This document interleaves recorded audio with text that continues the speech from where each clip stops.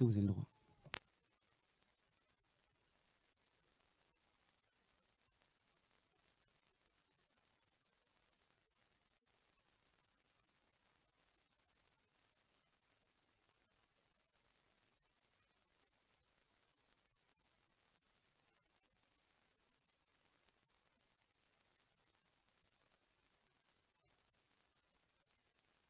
Amen. Aujourd'hui, on parle de la chair.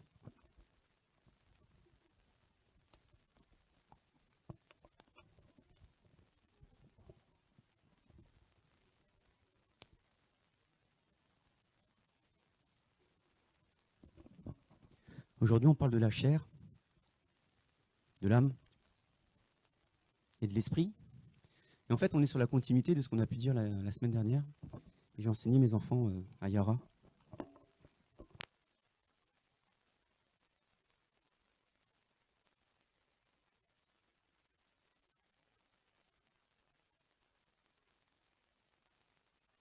Voilà, là on est bien. Donc je suis revêtu du monde,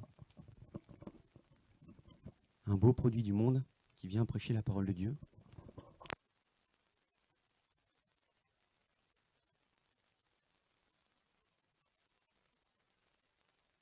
Je prends mon temps parce qu'on a toujours le temps.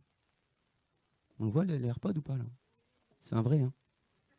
C'est le Max Pro, celui-ci. C'est pas n'importe lequel, c'est le vrai. Hein. 250 € les gars.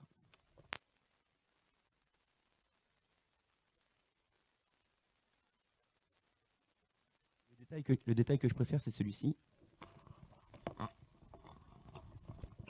Voilà. D'habitude, il y a marqué Gucci hein, ici.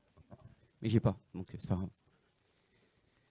Ok, nous voilà fin prêt. Bon, désolé pour ceux qui regardent hein, sur YouTube, évidemment.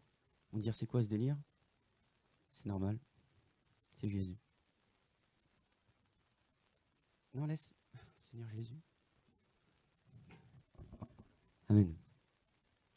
Ok, donc c'est parti. Donc on continue un peu le... Si vous suivez un peu ce qui s'est passé depuis quelques semaines, avant la venue de Victor, on prêchait déjà là-dessus.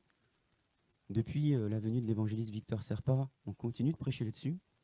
Et il m'a semblé important de continuer aujourd'hui.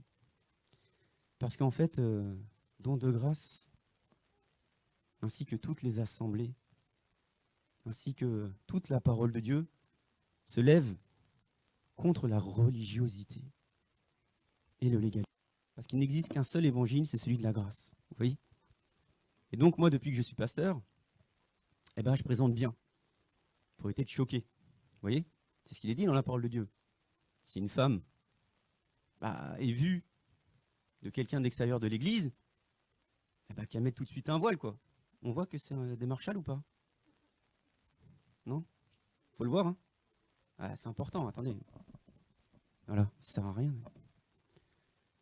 Donc Paul nous dit, bon attendez les enfants, là, les filles elles vont pas faire n'importe quoi, parce que s'il y a un païen qui vient de l'extérieur et qui voit une fille qui a le visage non voilé, les cheveux non couverts, il va se dire, ah bah cette fille c'est une fille de joie, c'est bon, je peux me l'attraper, c'est réglé, bam, ça devient ma femme. Alors qu'on est tous l'épouse de Christ. Donc Paul dit, bah attendez, on va remettre de l'ordre un petit peu, c'est circonstanciel à la saison, portez toutes le voile, au moins c'est réglé. Comme ça on va pas choquer le monde extérieur. On va pas choquer le monde extérieur. Pour autant, le même Paul nous dit, on est dans le Seigneur, donc tout est possible. Il n'y a rien qui est vraiment utile. Donc tout n'est pas utile. Mais tout est possible. Pourquoi pas? Il y en a plein. Hein. On voit mes chaussettes ou pas? Caméra? On voit ou pas? Wesh, c'est bien. Ok, donc tout est possible, tout n'est pas utile. Donc il n'y a aucun intérêt que je m'habille comme dans le RERD, pour autant, pour bien faire passer le message, parce que j'ai bien compris, ça me peine un peu, mais c'est pas grave. J'ai bien compris que en faisant par l'image, j'ai l'impression qu'on assimile mieux quand même. Vous voyez? La semaine dernière, corps, âme et esprit, les gens se disent, ah ouais, ça va, tiens, c'était vachement bien, on comprend mieux et tout. Bon, ok. Donc on va continuer. Où est mon produit du monde préféré? Bon, je regrette parce que mon fils aujourd'hui s'est fait beau. Donc quand je l'ai vu habillé comme ça, je fais bon, bah, c'est pas grave, c'est moi qui vais le faire alors. Allez, viens. Et donc voilà, d'habitude, ma petite racaille de la maison, qui aujourd'hui s'est mise sur son 3 pièces, d'accord? À part les chaussures, mais c'est pas grave. Et voilà, donc c'était censé être lui qui était moi, Et moi, je continue d'être moi-même, mais c'est pas grave. Donc aujourd'hui, Eden, il va faire l'âme. On a compris que le corps, hein. Le corps, on bypasse le corps et on se concentre sur l'âme. L'âme tournée vers ses désirs charnels et l'âme tournée vers les désirs de Dieu, vers la volonté parfaite de Dieu. Donc, j'ai besoin d'un esprit. Qui va faire l'esprit? T'es debout là? Allez, viens. Viens, David. Viens aussi, David. Donc là, je sais que la caméra va à peu près là. Mets-toi ici. Désolé, hein. Vous allez faire les figurants. Mets-toi à côté. Dimitri, Sissi. 1, 2, 3, 4, 5, 6, 7. Jordan, Barbara, Melvin. Serrez-vous un peu. Un peu vers la gauche. Voilà, théoriquement, on devrait être dans la caméra. Nous voilà avec notre âme et l'Esprit de Dieu. Pourquoi 7? Pourquoi 7? Parce que 7, c'est la plénitude. D'accord? Donc dans l'Apocalypse, on voit 7 esprits. Donc certains vont rentrer dans des délires, il y a un esprit de truc, machin, ok, c'est pas grave. Donc les 7 esprits montrent le Saint-Esprit, la plénitude de l'Esprit de Dieu. Et là, j'ai mon âme qui regarde jamais l'Esprit. Hein. Toi, tu regardes le monde. Ok? Et c'est trop fort parce qu'on a vraiment un seul esprit, le Saint-Esprit, qui lie toute personne entre elles, sur ceux qui sont nés de nouveau. Parce que Mercia a fait une modération qui est pile poil en fait dans l'enseignement du jour. Pourquoi je dis ça? Parce que la parole de Dieu, elle te dit que, attention, tout du moins le religieux te fera comprendre qu'il faut que tu fasses très très attention quand tu prends la Sainte Seine. Ne prends pas la Sainte Seine n'importe comment. Sinon, tu vas te taper une condamnation. Donc si tu ne viens pas demander pardon à Dieu, j'ai lu ça dans la Bible, c'est la Bible. La Bible, que le monde lit. La Bible. Oh là, c'est trop petit, je comprends que dalle, laisse tomber. Tiens, je te donne la Bible à mon âme. Charge de temps. Donc, on te dit, ne prends pas la Sainte Seine, parce que tu vas te taper une condamnation dans ta vie. Il faut d'abord que tu supplies le Seigneur. Oh Seigneur, j'ai encore péché, si tu savais. Et le Seigneur, il te regarde, il fait, mais attends, j'ai pas compris, comment tu peux pécher? Mais oui, mais j'ai péché en pensée, j'ai péché volontairement, j'ai péché involontairement, j'ai péché, je suis pécheur, je suis une âme pécheresse, je pêche, je pêche, je pêche. Ok, très bien. Et peut-être un jour, tu prendras la Sainte Seine et tu prendras la Sainte Seine de façon tout à fait ritualisée, d'accord, de façon tout à fait religieuse, et tu ne remarqueras même plus que Jésus-Christ est mort volontairement, qu'il a versé son sang volontairement, jusqu'à la dernière goutte, on lui a percé le côté, tout est sorti pour couvrir ton péché. Mais toi, pour comprendre ça, tu dis « Ah, je suis pécheur, aïe, aïe, aïe, etc. » Ok, très bien. Ça, c'est ton âme. Tournée vers la religiosité. Ton âme tournée vers la séduction de l'Église. Parce que l'Église est séduisante. Quand l'Église te donne un manteau d'indignité, bah, tu le revêtes. Tu es là, tu es bien. Tu dis, écoute, moi je vais quand même à l'Église pour m'acheter une petite conscience. Puis quand viendra le moment de la Sainte Seine, puisque je ne vais pas souvent à l'Église, eh ben, je garderai mon petit manteau d'indignité. Et voilà, peut-être en faisant quelques efforts, à un moment donné, peut-être que je pourrais prendre la Sainte Seine, peut-être des formations, des choses comme ça. Ça dépend d'où ça vient. Il y a des églises où on fait des formations pour prendre la Sainte Seine. Ok. Pourquoi je dis ça? De la religiosité aussi, malgré tout. Et nous, on prêche la grâce. Ok. Donc je lis pour vous.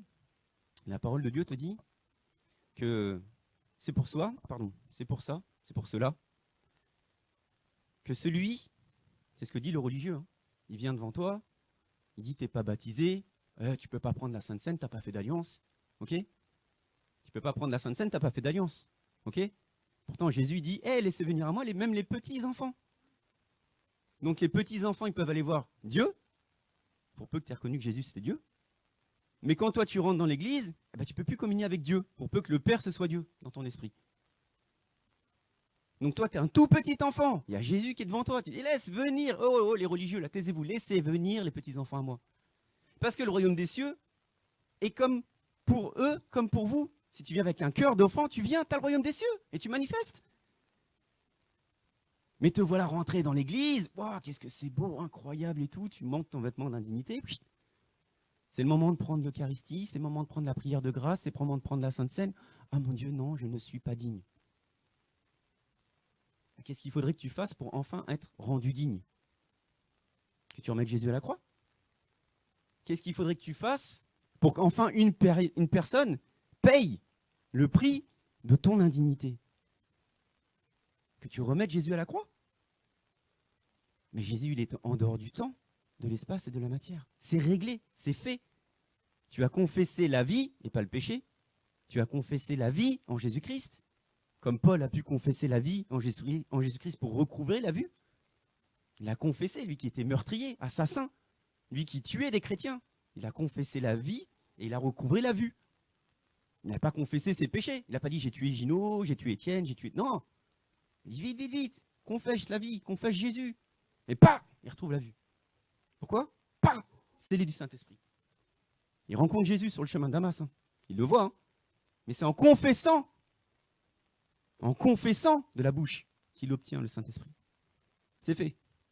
Ce qui est la ligne de départ de ta relation d'intimité avec le Seigneur, c'est la ligne d'arrivée de toutes les religions. Quand est-ce que je vais recevoir le Saint-Esprit, l'Esprit Saint, je ne sais pas comment il s'appelle? Quand est-ce qu'on va m'imposer les mains pour que je reçoive quelque chose? La ligne de fin de toutes les religions. Au moment où on dira, bon, tu es suffisamment digne, mais attention, maintenant, ne pêche plus. Et je ne suis plus en état de péché. Rappelez-vous le papillon et la chenille. Amen. Donc je lis pour vous. Et là, le religieux, il s'éclate. J'ai appuyé sur A, du coup, il y a écrit Ah. C'est pourquoi celui qui mangera le pain et boira la coupe du Seigneur indignement sera coupable envers le corps et le sang du Seigneur. Que chacun donc s'examine soi-même, et qu'ainsi qu'il mange du pain et boive la coupe, car celui qui mange et boit sans discerner le corps du Seigneur mange et boit un jugement contre lui-même. Alléluia. Amen. Et c'est ce qui se passe dans toutes les églises. Donc tu viens au moment de la Sainte Seine, tu dois demander pardon, parce que sinon tu te rends coupable d'un jugement contre toi-même. Mais il est marqué, examinez-vous vous-même. Mais toi, tu te laisses examiner par un mec qui a un regard extérieur dans ta vie. Il dit non, tu n'es pas digne, tu n'es pas digne, tu n'es pas digne, tu n'es pas digne. Bien, je t'invite à me énumérer tous les péchés que tu as pu faire cette semaine, cette année, etc., toute ta vie. Donne-moi la liste de tes péchés. Ça s'appelle une secte, hein, je vous le dis. Il y a des sectes, c'est comme ça. Hein. Tu te mets face caméra, tu énumères tes péchés, et après tu ne sors plus de la secte. Ça s'appelle la scientologie. Tu viens, tu te mets face à une caméra. Ouais, moi je suis Tom Cruise, donc j'ai trompé ma femme, j'ai couché avec la maîtresse, etc. Tu fais toute ta vie. Et après, on peut sortir de votre secte ou pas? Eh non, mon gars, tu sais pas tout ce qu'on a sur toi maintenant. Bon, bah c'est pas mal finalement la scientologie. Vous voyez? C'est comme ça qu'une secte te tient. Toi, tu mets toutes tes billes dans l'homme, toutes tes billes dans la religion. Mais mets toutes tes billes dans Jésus-Christ. Et quand tu commences à t'examiner toi-même, mon enfant, tu jettes juste un regard derrière. Waouh! C'est moi ça? Mais oui, c'est toi. Waouh! La complétude de la plénitude de Dieu en moi. Examinez-vous vous-même. Il est écrit dans 2 Corinthiens 13,5. Il est écrit, écoutez bien pour tous les religieux, pour tous ceux qui sortent de la religion, vous êtes enseignables. Donc si vous êtes enseignables, on vous enseigne, de manière à ce que vous deveniez à la parfaite stature de Christ. Si on vous enseigne, vous devez d'enseigner ceux qui sont perdus dans la religion.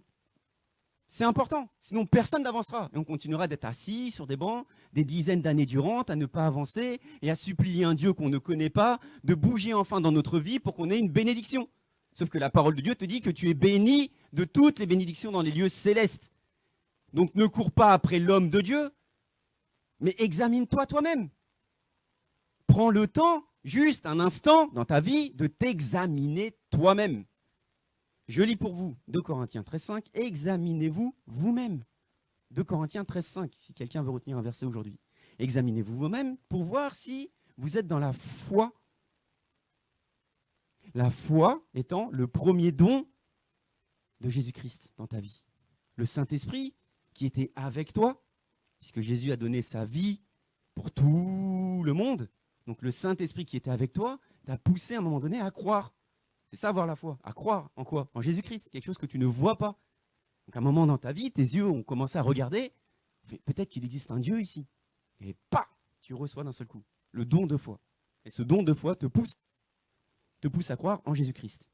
Donc, examinez-vous vous-même pour voir si vous êtes dans la foi. Éprouvez-vous vous-même. Ne reconnaissez-vous pas que Jésus-Christ est en vous? Enfin, c'est extrêmement simple. Examinez-vous vous-même. Le même examen de conscience que tu fais quand tu prends la Sainte Seine. C'est exactement et littéralement exactement les mêmes mots. Et là, tu n'as même pas besoin de faire traduction strong, tu n'as pas besoin d'aller dans le grec, tu n'as pas besoin d'aller dans le latin pour peu que tu lises une Bible catholique. Examinez-vous vous-même. C'est le même mot. Examine-toi toi-même de manière à voir et à comprendre et à prendre conscience. Ne reconnaissez-vous pas que Jésus-Christ est en vous? Ne reconnais-tu pas que Jésus-Christ est en toi? Tu ne reconnais pas? Ne reconnaissez-vous pas que Jésus-Christ est en vous? La plénitude de l'ensemble des 7 esprits qu'on le trouve dans l'Apocalypse est en toi. Petit homme du monde, avec ton regard tourné sur le monde, avec ton regard tourné sur la séduction de la religion, avec ton regard tourné vers les breuvages mortels du légalisme. Ne reconnais-tu pas que Jésus-Christ est en toi? Donc 2 Corinthiens, je relis 2 Corinthiens 13,5, examinez-vous vous-même, le même examinez-vous vous-même de la Sainte Seine, pour voir si vous êtes dans la foi. Ne reconnaissez-vous pas que Jésus-Christ est en vous, à moins peut-être que l'épreuve ne soit pour vous un échec? Combien sont dans l'échec? Combien sont dans l'échec? J'ai envie de vous dire, tous. On est tous dans l'échec. On est tous dans l'échec parce qu'il est question de foi. Et la foi, bah, c'est pas la vue, ça se voit pas la foi. Tu regardes pas la foi comme tu regardes avec tes yeux. Tu peux pas voir la foi avec tes yeux grands ouverts en disant « Ah, lui, il me plaît pas parce qu'il a une drôle de voix, lui, il me plaît pas parce qu'il a une drôle de dégaine. Ah, lui, il me plaît pas parce qu'il touche pas le milliard.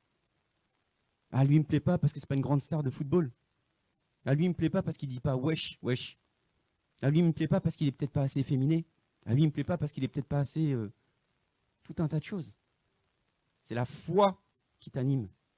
Et quand tu as la foi, tu ne fais pas de distinction de personne comme Jésus-Christ. Parce qu'il faut du courage pour arrêter avec le monde. Et Jésus, il regarde à quoi? Au cœur et au rein. Il faut du courage pour dire, mais moi, le monde, là, j'aime bien. Hein. Regarde ma gourmette. Moi, le monde, j'aime bien. Hein. Regarde ma montre. Et le monde, j'aime bien. Hein. Regarde mes écouteurs, j'en ai 2 paires. iPod, Marshall. Regardez bien. Moi, le monde, j'aime bien. Ce sont des Nike. Modèle exclusif. Vous n'en verrez pas 2 comme ça. Ça n'existe pas. C'est les miennes. Et le monde, j'aime bien. Hein. En fait, le monde, tu l'invites tellement chez toi que tu n'influences plus le monde. C'est toi qui es influencé par le monde. Tu invites tellement le monde chez toi, dans toute ta conscience, que jamais tu peux te rendre compte qu'il y a la plénitude de Dieu en toi. Donc tu te rends compte qu'il y a la plénitude de Dieu en toi quand? Quand tu bascules de l'autre côté, quand tu es mort en fait. Quand tu es à l'article de la mort, ou quand tu es vraiment au fond du gouffre. Si Dieu, tu existes, si simplement tu pouvais me toucher, examine-toi toi-même. Tu ne te rends pas compte qu'il y a Jésus en toi? Pourquoi tu cours?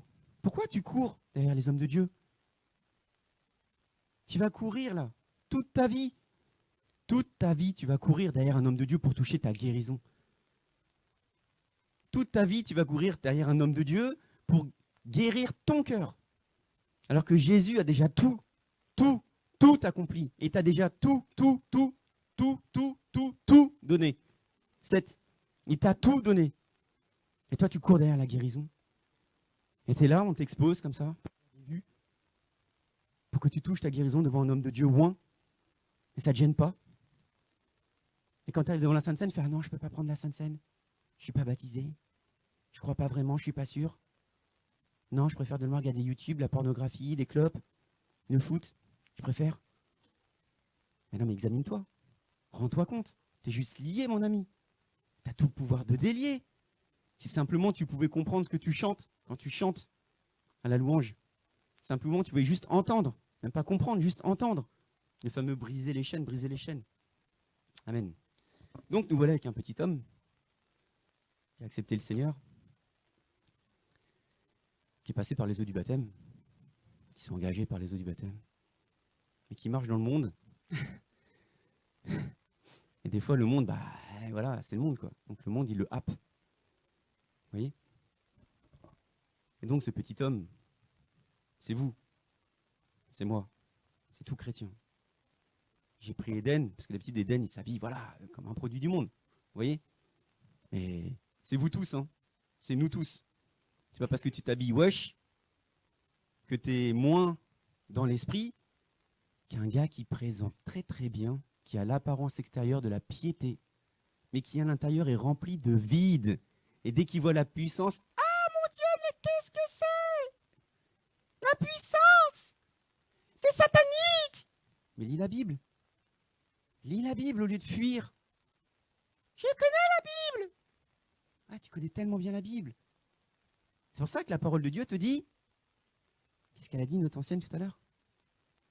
La parole de Dieu te dit, ce peuple m'honore des lèvres, mais son cœur est éloigné de moi.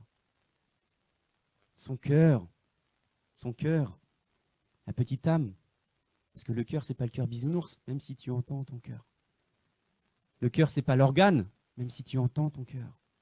Le cœur, c'est ton âme tournée vers ton esprit ou tournée vers ta chair.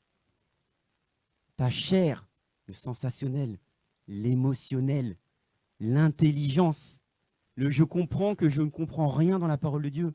C'est là où ton regard se tourne vers l'esprit. Seigneur, parle-moi. Mais non, toi, on t'enseigne. Donc toi, tu captes parce qu'on t'enseigne. Mais tu n'as rien à comprendre, tu dois douter de tout, puisque la parole de Dieu te dit que tu dois juger de tout. Tu dois même juger de toi-même, c'est ce qu'il est écrit quand tu prends la Sainte Seine. Est-ce que tu prends cette Sainte Seine de façon religieuse ou est-ce que tu reconnais que Jésus-Christ est mort pour toi? Ça n'a rien à voir avec ton péché. Ça n'a rien à voir avec le fait que tu pèches. Puisque de toute manière, ton âme est charnelle et que ton corps est appelé à mourir. On l'a dit, tu seras glorifié au moment de l'enlèvement. Tu auras la compréhension de tout au moment de l'enlèvement. Tu as toute ta vie sur terre pour essayer de comprendre qui est Jésus en toi. Examine-toi toi-même. Tu as toute ta vie sur terre pour ce faire, afin enfin de le servir. Mais comment je le sers? Et c'est là où ça devient intéressant. Moi, je suis passé par les eaux du baptême. Moi, je vais à l'église. Moi, je lis la Bible. Moi, je me connecte à l'intercession. Moi, je suis l'enseignement biblique. Moi, le samedi, je vais voir les pasteurs itinérants, les prophètes, les apôtres américains, les apôtres africains. Moi, j'ai une vie spirituelle. Moi. Mais en fait, toi, tu n'as jamais remarqué que derrière toi, il y avait les 7 esprits de Dieu. Tu n'as jamais remarqué que tu n'avais pas à bouger. Tu n'as jamais remarqué qu'en fin de compte, il y a tout suffisamment en toi pour ne pas aller courir derrière tout le monde. Tu n'as jamais remarqué que l'église, elle est faite pour t'édifier toi, afin que tu sois toi-même l'église. Tu n'as jamais remarqué que servir Dieu correspond à se multiplier. Se multiplier. Donc tu ne dois pas être happé par le monde, mais c'est toi qui dois convaincre le monde. C'est toi qui dois transformer le monde. On ne dit pas, ah ouais, Eden, il est super sympa, en plus avec lui j'ai l'impression d'être dans le jardin, c'est trop bien et tout, on peut nommer les animaux et tout, c'est cool. Qu'est-ce que tu me racontes? Je suis pas super sympa. Quand tu me vois, tu vois Jésus. Ah bah non, Eden, il est super chelou en fait. Pour qui il se prend? Il est craqué ou quoi? Mais c'est ça. Et en fait, au lieu de ça, on se retrouve avec la dépression, le monde. La maladie, le monde. Les problèmes dans le couple, le monde. Les problèmes dans les finances, le monde. Donc Jésus te dit, mais garde ton cœur plus que toute autre chose. Qu'est-ce que c'est que ton cœur? C'est le cœur de Dieu. C'est quand tu retournes un petit peu derrière que tu te constates qu'il y a Dieu en toi. Et que tu n'as pas à courir derrière l'homme. Jamais. Parce que tu dois pas mettre la gloire dans l'homme. Tu dois mettre ta gloire dans Jésus-Christ et lui seul. Cet orgueil spirituel ne plaît pas à Dieu. Il est écrit, on est toujours dans 1 Corinthiens. Corinthiens, ils se sont pris des gifles. Hein. Vraiment. Hein. Corinthiens, c'est son aujourd'hui. C'est Paris, c'est la France, c'est tous ceux qui sont éloignés du Saint-Esprit en fait. Et tous ceux qui croient que parce qu'ils ont goûté à la présence de Dieu, ils sont devenus quelqu'un. comme si ça avait à avoir quelque chose avec eux, sachant que ce sont des dons de grâce. C'est la grâce qui coule.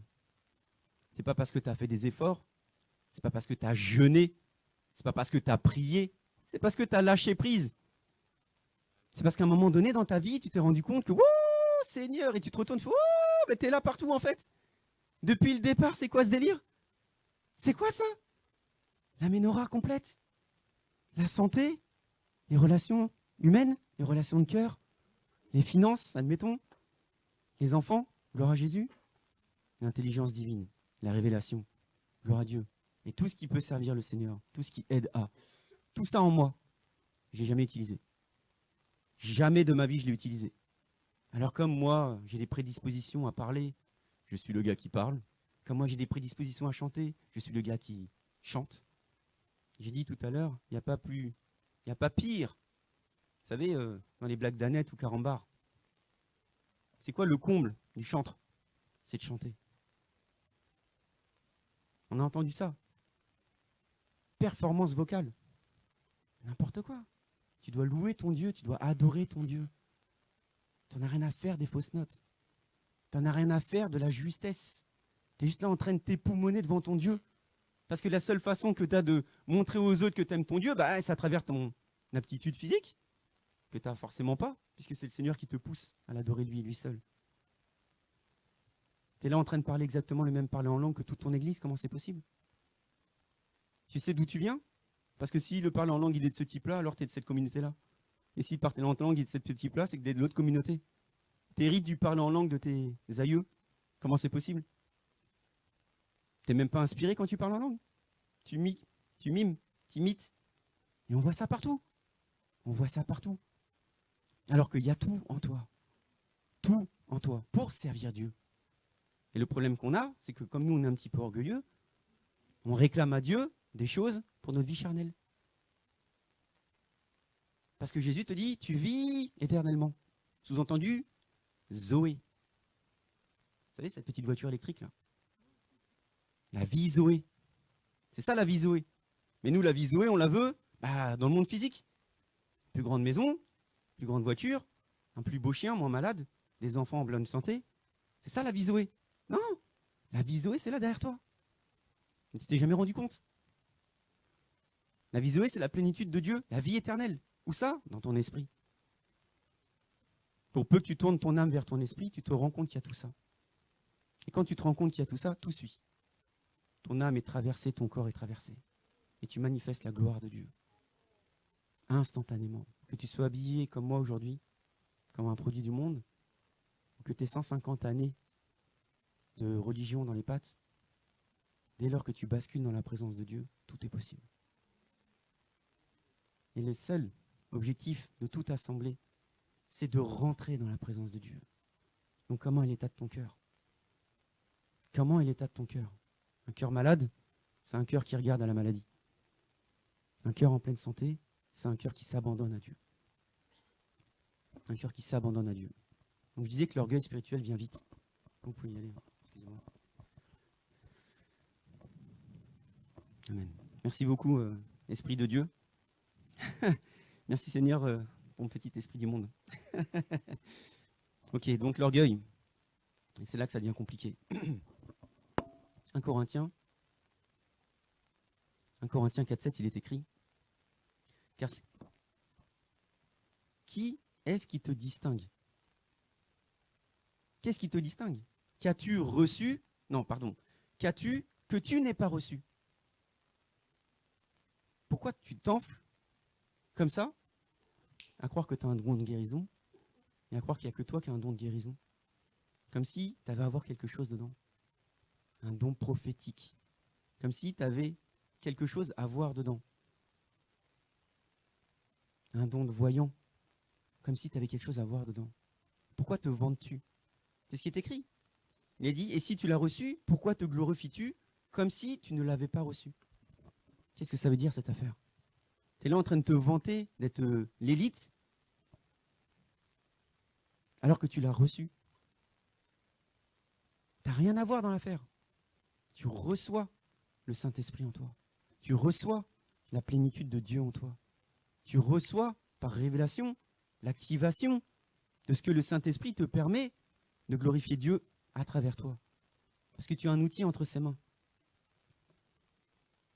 Et toi, je dis pas toi, parce que je te regarde. Hein. Vous voyez mes yeux là? Mais toi, ouais, c'est plus ciblé parce que vous êtes deux. Mais toi, t'es là et tu te la racontes. T'es là et tu t'en vantes. T'es là et tu t'en glorifies. Et c'est Dieu qui doit être glorifié. C'est Dieu qui doit être glorifié. La parole de Dieu te dit considère les autres plus grands que toi. Et toi, tu es là parce qu'il se passe des choses merveilleuses dans ton assemblée. Tu écrases les autres. Amène les autres à rencontrer Jésus. Amène les autres à lâcher prise. Amène les autres à se rendre compte que la manifestation de Dieu, c'est la seule chose que tu dois rencontrer dans l'Église. Amène les autres à se rendre compte qu'eux-mêmes, ils doivent faire l'examen de leur conscience pour voir qu'il y a la plénitude du Saint-Esprit en eux. Et ne pas suivre l'homme, les rituels, la religion, les dogmes humains, charnels. Jésus, pour vous montrer c'est quoi l'orgueil spirituel. Jésus, et en fait c'est marrant parce que du coup, il y a quand même beaucoup de religions qui utilisent ce verset-là pour démonter, j'ai envie de dire le catholicisme, enfin pour démonter la chrétienté, quoi. Pierre est plein de fougue, il est zélé pour son Jésus, et il vient lui dire, mais non, ça ne t'arrivera jamais. T'en fais pas, Jésus, moi je suis là, je te défendrai bêtes et ongles, aucun souci. Jésus, tu vas pas mourir, hors de question, je suis là. C'est moi, tu peux compter sur moi. Parce que moi je suis un bonhomme. Parce que moi je suis orgueilleux. Parce que celui qui touche, je le démonte. Et Jésus lui dit quoi? Qu'est-ce qu'il dit Jésus? Est-ce que vous savez ce que dit Jésus? Amen. Arrière de moi, Satan. Arrière de moi, Satan. Pourtant, ça part d'une bonne intention. Tu es là en train de dire, ouais, toi, tu parles pas comme ça, mon Jésus. Ah oui, mais Jésus, c'est Dieu. Jésus lui a donné sa vie pour que tout le monde puisse confesser Jésus. Il n'est pas là pour que tu t'opposes. Il est là pour que tu sois malléable entre ses mains. Donc Jésus lui dit, et c'est fort, mais c'est représentatif. C'est représentatif de ce qui se passe dans beaucoup de religions, justement. C'est représentatif de ce qui se passe dans beaucoup d'hommes, de femmes, hein, d'hommes qui se croient finalement plus forts que Dieu. Il est écrit, Amen. On est dans Matthieu 16, d'accord? On est dans Matthieu 16, et je lis pour vous. C'est Jésus qui parle.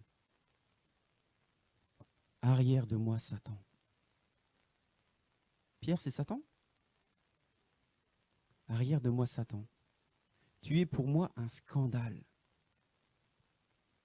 Car tes pensées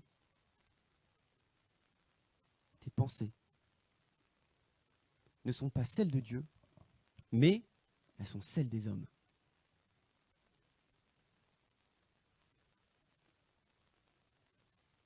Mais ça fait mal à tous les hommes. Toutes ces pensées que toi tu as à croire que tu peux servir Dieu, alors que Dieu n'est même pas dans l'affaire. Tu te dis, mais ta pensée, elle est toute charnelle, elle est toute religieuse, elle est toute, ce peuple m'honore les lèvres, mais son cœur est éloigné de moi. Tu crois que par ta propre force, tu peux servir Dieu, alors que c'est le vouloir et le faire qui appartiennent à Dieu. Toi, tu ne peux rien faire. Mais toi, tu as toute ta volonté charnelle de vouloir servir Dieu. Mais Jésus t'appelle peut-être pas à le servir comme toi, tu crois que tu le sers. Et le pire qui soit, c'est que tu te glorifies de ça. Et Jésus te dit, arrière de moi, Satan. Parce que ta pensée ne vient pas de Dieu, elle est la pensée de l'homme, naturel, charnel, limité de ce monde. Et c'est là qu'il y a une dérive. C'est qu'au lieu de laisser place au Saint-Esprit, et ben toi, tu prends les rênes. tu guides ta vie spirituelle. Alors que tu ne peux pas faire ça. Et si tu le fais, tu es tout seul. Il arrivera un jour où Jésus te dira, je t'ai jamais connu. Attends Jésus, j'ai été livré en ton nom, non? Eh non mon ami. Tu m'as jamais donné ton cœur au point de te rendre compte que le vouloir et le faire m'appartiennent. Tu veux? C'est pas moi. Tu peux le faire? Ah, c'est encore moins moi. Donc examine-toi toi-même dans tout ce que tu entreprends dans le Seigneur. Tu verras que le Saint-Esprit est là pour glorifier Jésus-Christ, pour glorifier Jésus et pas ta personne. Le Saint-Esprit en toi, qui se manifeste sur tes épaules pour glorifier Jésus. Et il y a beaucoup de dérives comme ça. Je continue. Vous êtes prêts à ce que je continue ou... Et je vois rien. Tu me dis avance, mais là, vous êtes où? Ouais, c'est parce que j'ai pas mis mon casque. Amen. Hein? J'aime bien, moi je continue comme ça. Pardon. Ok. Donc on continue un petit peu. L'idée tout à l'heure quand j'ai posé Eden, ici, là, par rapport à le déploiement de Jésus autour de lui, je voulais essayer de faire en sorte qu'il y ait une arche autour de lui, vous savez, les bras de Jésus qui l'entourent. Bon, écoutez, on va le faire simple. Avant, pour montrer que tu étais de Dieu, tu faisais une incision dans ta chair. Ok? Pas n'importe où, hein. Un endroit bien précis. Maintenant, pour montrer que tu es de Dieu, tu fais une incision dans ton cœur, qui n'est pas la chair. Et pas n'importe où, mais qui ne représente pas le cœur non plus. On est d'accord? On va pas prendre ton cœur et le saigner, sinon tu auras du mal à continuer de faire circuler le sang. On est d'accord? On en a parlé. L'idée, c'est quoi? L'idée, c'est que le Seigneur veut que tu te multiplies. Mais si tu te multiplies en étant incisé dans ta chair, alors tu fais des bons petits juifs. Puisque tu as donné ton alliance avec Dieu. Donc il hérite, de par ton incision, de ta religion. En Jésus-Christ, pour te multiplier, il faut que cette façon-là que tu as de procréer, pardonnez-moi du terme, hein, se fasse par le cœur. Le terme, c'est connaître. Le terme, c'est connaître. Dans la Bible, il est écrit que Marie n'avait pas connu Joseph. C'est le même mot qui est employé en grec pour ne reconnaissez-vous pas que Jésus-Christ est en vous. Laisse-toi connaître de Jésus-Christ, toi qui es l'épouse de Christ. Laisse-le, à travers ton cœur, te multiplier spirituellement. C'est comme ça qu'on rentre dans l'intimité du Seigneur, par le cœur. J'espère que vous faites le parallèle. Parce que pour faire des enfants dans la chair, il faut se connaître très intimement avec son mari. Quand on dit tu quitteras ton père et ta mère pour ne faire qu'une seule chair, il y a la source de la multiplication dans la chair, qui est le désir de Dieu pour tous ses enfants. Allez, multipliez-vous, c'est écrit dans Genèse. Pour autant, dans l'Éden, on n'avait pas forcément ce désir et cette soif de se multiplier dans la chair, puisqu'on était avec Dieu. Il a fallu qu'on sorte d'Éden pour commencer à avoir ces désirs charnels, une fois qu'on était destitué du Saint-Esprit. Mais maintenant qu'on est rempli du Saint-Esprit, on continue d'avoir faim et soif de se multiplier dans l'Esprit. Donc cette seul lien d'intimité que tu as avec ton Dieu se fait dans ton cœur tendre. Si tu veux connaître Jésus, je vous laisse faire le parallèle, mais je n'ai pas envie d'employer les termes parce que ça risque d'être tordu et mal interprété par ceux qui comprennent que dalle. par ceux qui sont vraiment très limités et qui vont me faire dire ce que je n'ai pas dit.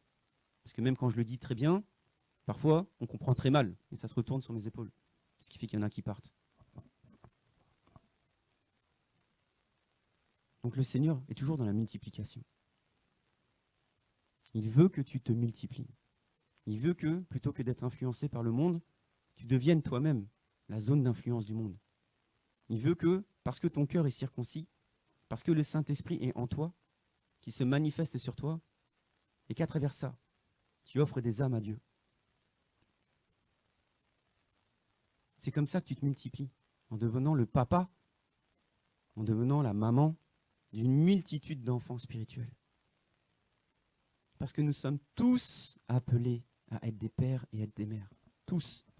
Tous appelés à manifester la gloire de Dieu qui consiste à le servir lui. Et il est toujours question de multiplication. Il n'est question que de cela depuis le premier jour. Il n'est question que de cela. Le problème qu'il y a, c'est que toi tu dis « moi je sais ». Tu es toujours en train de dire « moi je sais ». Parce que tu crois que tu connais, vous entendez ce terme, tu crois que tu connais la Bible. Parce que tu crois que tu connais la Bible, alors que ton cœur est endurci. Jésus regarde ses disciples. Il dit, mais vous ne comprenez pas, qui est-ce qui vous a endurci le cœur? Homme sans foi, rappelez-vous et examinez-vous vous-même pour voir si vous marchez par la foi. Ne reconnaissez-vous pas quand tu connais que le Saint-Esprit est en toi? Alors tu peux rentrer à ce moment-là uniquement dans les profondeurs de la révélation de la parole de Dieu par le Saint-Esprit. Comment tu peux connaître la Bible avec ton intelligence? Tu ne peux pas connaître la Bible avec ton intelligence.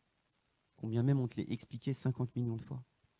Tu crois que tu connais, mais tu ne connais pas. Parce que connaître, ça s'assimile à ce que j'ai dit tout à l'heure. Un moment de très intime avec Jésus-Christ lui-même. Parce que Jésus-Christ est la parole de Dieu. Et toi, tu dis que tu connais. Et moi, je te dis que tu ne connais pas. Parce que si tu connaissais, tu ne serais pas dans cette église. C'est moi qui irai te voir dans ton église. On continue sur cette marche-là.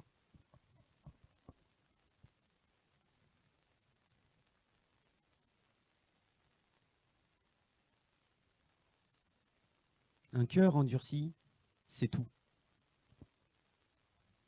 Un cœur endurci croit tout connaître.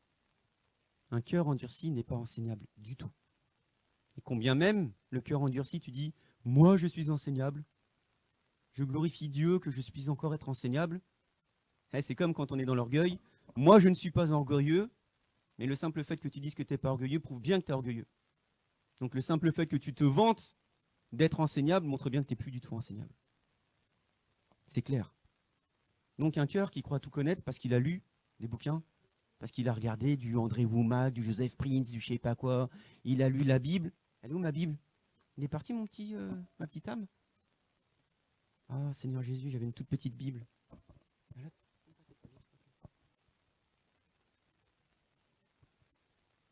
Merci. Ah oui, amen. Je préfère cette version-là. Écrit la Bible dessus. La Bible. Pour ceux qui sont, je fais des effets pour YouTube. Pour ceux qui regarderont YouTube parce qu'ils n'ont pas tout compris. La Bible, c'est la connaissance. Pourtant, la Bible, c'est un livre. Pourtant, dedans, il y a 66 lettres d'amour. Pourtant, la Bible, elle décrit des miracles et des prodiges. Pourtant, la Bible, elle dit que tu en feras des biens plus grands que Jésus lui-même, en plus grand nombre, encore plus impressionnant. C'est la Bible. C'est ça la Bible. C'est un livre, un objet. Et toi, tu dis que tu sais. Tu ressembles exactement à cet objet-là, qui sait plus de choses que toi, puisque c'est la Bible. C'est un livre. Il connaît par cœur la Bible, cet objet. Il la connaît par cœur, plus que toi. Ça fait quoi la Bible? Regarde. Ça va te guérir? Regarde bien. Tiens, ça te guérit? Non, c'est un objet. Tu dis que tu sais, mais tu sais pas. Cet objet, c'est plus que toi, puisque tout est écrit dedans. Et toi, parce que tu crois que tu lis la Bible, que tu peux ressortir des versets par cœur, sans comprendre qu'il n'y avait pas de versets à l'époque de Jésus. Donc toi, tu te martèles à apprendre des versets par cœur. Et tu dis, je sais, il est écrit dans la parole de Dieu que. Et moi, je te dis que tu ne sais pas. Justement, puisque je connais quelqu'un qui connaît mieux que toi, c'est cet objet qui s'appelle la Bible. Regarde, tu le mets sur l'étagère. Ça ne change pas sa vie à la Bible, ça reste un livre. Si tu sais que tu ne sais pas, alors tu deviens enseignable. Et quand tu commences à entendre la parole te parler, Jésus-Christ, alors tu peux commencer à comprendre. Et une fois que tu commences à assimiler, alors tu deviens. Et c'est quand tu deviens ce que la parole dit de toi. C'est quand tu deviens simplement ce que la parole dit de toi, que tu sais qui tu es dans le Seigneur. Il n'y a pas 50 façons. On ne peut pas te le marteler 50 fois. Il faut que tu entendes Dieu te parler dans sa parole. Mais ce n'est pas parce que tu entends Dieu te parler dans sa parole que tu comprends ce que Dieu te dit dans sa parole. Et une fois que tu commences à comprendre ce que Dieu dit de toi dans sa parole, alors tu deviens toi-même la parole, Jésus-Christ. Et tu laisses manifester l'Esprit de Dieu dans ton âme. Tu n'as plus d'imitation. Le Saint-Esprit prend la brèche et prend sa place. Quand on dit « tu es élevé », nous on dit « Yeshua hein. », c'est pas Jéhovah. Hein. Déjà quand tu dis Jéhovah, c'est que tu sais rien. Tu t'es trompé. Déjà quand tu dis Jéhovah, c'est que tu t'es paumé en fait. Vous savez, c'est compliqué Jéhovah. Alors je vais le faire rapidement, histoire de, on fait une aparté. Hein. Tu prends un catholique. Le catholique, il te pond un protestant, parce qu'il a fallu être catholique avant d'être protestant. Protestant, tu ponds un adventiste. Ok ? Parce que le protestantisme n'était pas encore assez bien. L'adventiste, tu ponds un calviniste, et le calviniste, il te pond un Jéhovah. Ou l'inverse, calviniste, adventiste, Jéhovah. Et après, il y a une autre branche de l'autre côté. Il faut que tous les hommes fassent chacun de religion, pour qu'en fin de compte, ils se rendent compte qu'il n'y a rien à apprendre dans la religion, pour enfin commencer à créer Jéhovah. Pour te montrer à quel point tu es éloigné de Dieu. 150 000%. Donc quand toi tu chantes Jéhovah, ça crispe. Si dans ta Bible malgache il y a écrit Jéhovah, prends ta Bible malgache, jette-la.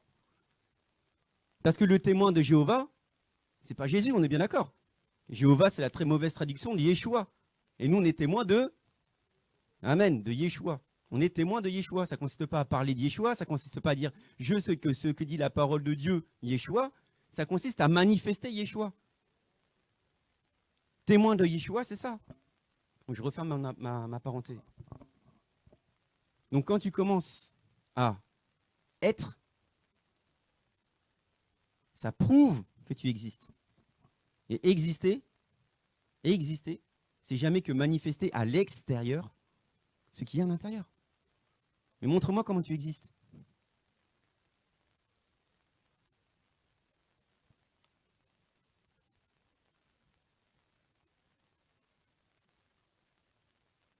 C'est quoi ta motivation à toi? Je sais déterminer si c'est le sport, si c'est les sapes, si c'est le gaming. Je sais déterminer tout de suite. Un clin d'œil. Quand tu existes, tu manifestes à l'extérieur qui tu es à l'intérieur. C'est ça, exister. Tu existes parce que les autres voient que tu es. Et qui tu es? Ah, moi je suis la justice de Dieu sur terre. Ouais, super, tu peux toujours le dire. Montre-moi alors. C'est ce que te dit la parole de Dieu. Montre-moi. Montre-moi ton fruit. Ah oui, bah tu sais, moi je suis un peu malade. Ah oui, tu sais, j'ai beaucoup souffert. Ah oui, tu sais. Je veux pas savoir ça, moi.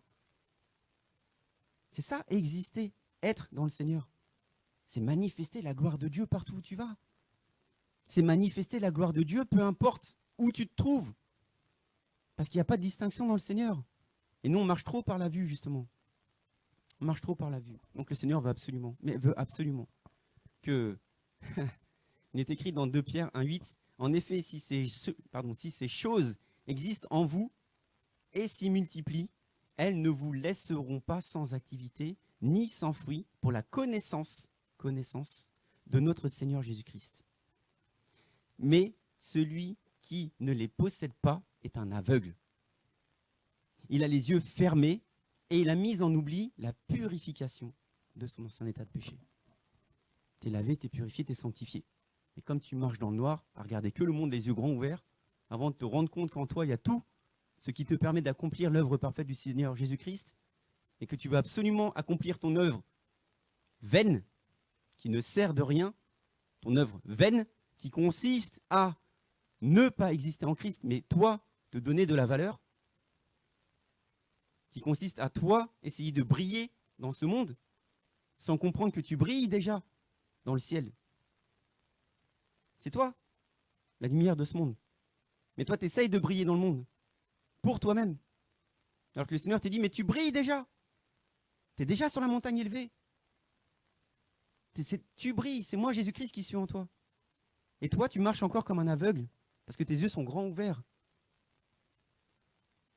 Et tu dis que tu sais, mais Jésus-Christ, il te dit, ils ne te laisseront pas sans activité, ni sans fruit, pour la connaissance de notre Seigneur Jésus-Christ. L'objectif de ta chair, c'est de t'empêcher de glorifier Dieu.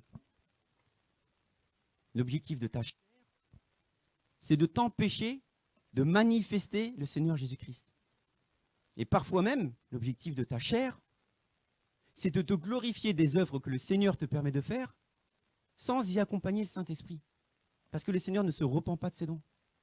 Donc te voilà avec un don que tu as reçu, et tu t'en vantes, et tu le manifestes, mais tu ne glorifies plus Dieu dans ta vie. Et tu prends ça pour toi. Toujours. Et c'est ça l'orgueil qui déplaît à Dieu, qui fait qu'il viendra à te dire, mais je ne vous ai jamais connu. Il y aura des grincements de dents. C'est dur, mais c'est tellement vrai. Donc on se retrouve dans une population, des chrétiens qui ne savent pas qui ils sont, et des chrétiens qui ne veulent plus voir Jésus, mais qui ne veulent plus voir que eux. Et Jésus te dit, ne sois ni l'un ni l'autre. Ne sois surtout pas l'un, et ne sois surtout pas l'autre. Sois ce que le Seigneur te demande de faire. Sois ce que le Seigneur te conduit à faire. Sois sa volonté parfaite dans ta vie. Amen. Amen, amen. Donc on a tous un talent. Et Jésus te fait la parabole des talents. Il te dit que ton talent n'est pas pour toi, il est pour mettre à profit. Que ton talent, tu ne dois pas le garder pour toi, mais tu dois le mettre à profit et il va multiplier. Il est toujours question de multiplication. Toujours, toujours, toujours, toujours, jusqu'au bout. Et ensuite, dans Romains 1,18, il est écrit « Ne te glorifie pas aux dépens des branches. Si tu te glorifies, sache que ce n'est pas toi qui portes les racines, mais c'est la racine qui te porte. » Tu oublies parfois que c'est le Seigneur qui te permet de faire ça. Et cet orgueil spirituel, je vous assure, ça déplaît à Dieu. Et ça montre que tu ne connais plus Dieu et que tu marches dans l'aveuglement du monde. Mais Jésus-Christ a une bonne nouvelle. Parce qu'il te dit que peu importe comment ton cœur te condamne, Jésus est plus grand que ton cœur. Jésus est toujours plus grand que ton cœur. Donc ne viens pas devant Jésus-Christ avec l'idée que tu es pécheur. Parce que le péché a déjà été réglé à la croix. Et pose cette croix sur ton âme à chaque fois que tu penses. Et que tu te dis, cette pensée charnelle est déjà morte à la croix. Et quand tu regardes à ce que toute ta pensée charnelle est morte, alors il ne reste plus que la pensée de Dieu. Et quand tu entends que c'est la pensée de Dieu, alors tu accomplis de grandes choses dans le Seigneur, pour le Seigneur. Et tu ne seras pas là en train de te vanter sur Facebook parce qu'il y a un mec qui est tombé entre tes mains. Tu ne seras pas là en train de mettre des TikTok au ralenti. Tu ne seras pas là en train d'envoyer des snaps. Tu ne seras pas là en train de glorifier le nom de Jésus alors que c'est ta voix qu'on entend.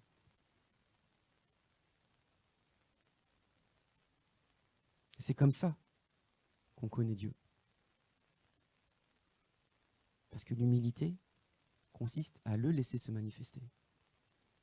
Et dans ton humilité, tu es quelqu'un d'extrêmement puissant, puisque c'est lui qui se manifeste.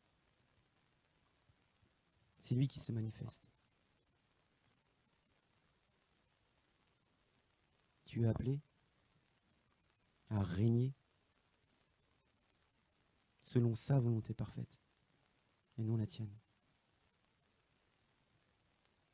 Amen.